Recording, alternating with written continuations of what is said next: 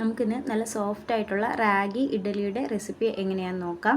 അപ്പോൾ അതിന് വേണ്ടിയിട്ട് 1 ഗ്ലാസ് റാഗിയും ഒരു അര ഗ്ലാസ് ഉഴുന്നും ഒരു 3-4 ഉലുവയും കൂടെ ഒരു 4-5 മണിക്കൂർ വെള്ളത്തിൽ കുതിർത്ത് വെച്ചതാണിത്.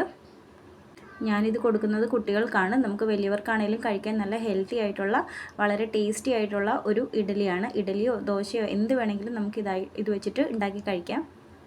കുട്ടികൾക്ക് കൊടുക്കുമ്പോൾ ഉഴുന്ന് കുറച്ച് കൂടുതൽ ഇട്ടാലും കുഴപ്പമൊന്നുമില്ല. ഉഴുന്നും റാഗിയൊക്കെ നന്നായിട്ട് കഴുകിയതിന് ശേഷം ഒരു മിക്സിയുടെ ജാറിലേക്ക് ഇട്ട് കുറച്ച് വെള്ളം കൂടി ഒഴിച്ച് നന്നായിട്ടൊന്ന് അരച്ചെടുക്കുക. ഒത്തിരി വെള്ളം ചേർക്കണ്ട, ആവശ്യത്തിന് മാത്രം വെള്ളം ചേർത്ത് നല്ല ഫൈനായിട്ട് ഒന്ന് അരച്ചെടുക്കുക. കണ്ടോ, ഇതുപോലെ നന്നായിട്ട് അരച്ചെടുത്തതിന് ശേഷം വേറൊരു പാത്രത്തിലോട്ട് മാറ്റി അതൊന്ന് ഒരു ഓവർനൈറ്റ് ഒന്ന് ഫെർമെൻറ്റ് ചെയ്യാനായിട്ട് വെക്കുക. മൂടി വെച്ചിട്ടുണ്ട്. ഇപ്പോൾ രാവിലെ നമ്മൾ തുറന്ന് നോക്കുമ്പോഴത്തേക്ക് നന്നായിട്ട് തന്നെ പൊങ്ങി വന്നിട്ടുണ്ട്. ആ കളറ് നോക്കണ്ട, അതൊന്ന് മിക്സ് ചെയ്ത് കഴിയുമ്പോൾ ശരിയായിക്കോളും. കുറച്ച് ഉപ്പും കൂടെ ഇട്ടിട്ട് നന്നായിട്ട് മിക്സ് ചെയ്തിട്ട് നമുക്ക് ഇഡ്ഡലിത്തട്ട് വെച്ചിട്ട് ഇഡ്ഡലിയോ അല്ലെങ്കിൽ ദോശ ഉണ്ടാക്കണമെങ്കിൽ ദോശയോ ഒക്കെ ഉണ്ടാക്കിയെടുക്കാം. കുട്ടികൾക്ക് കൊടുക്കുമ്പോൾ കുറച്ച് നെയ്യും കൂടെ വേണമെങ്കിൽ നമുക്ക് ഇതിൻ്റെ മുകളിലൊന്ന് തൂക്കി കൊടുക്കാവുന്നതാണ്. കണ്ടില്ലേ, നല്ല പെർഫെക്റ്റ് ആയിട്ടുള്ള ഇഡ്ഡലിയാണ്. ടേസ്റ്റും നല്ല ടേസ്റ്റാണ്.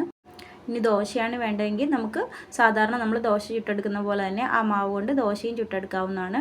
ടേസ്റ്റ് വ്യത്യാസമൊന്നുമില്ല, റാഗിയുടെ ടേസ്റ്റൊന്നും കൂടുതൽ എടുത്ത് നിൽക്കുന്നില്ല. നല്ല ദോശ ഇഡലിയൊക്കെ തന്നെയാണ്. അപ്പോൾ എല്ലാവരും ഒന്ന് ട്രൈ ചെയ്ത് നോക്കുമല്ലോ.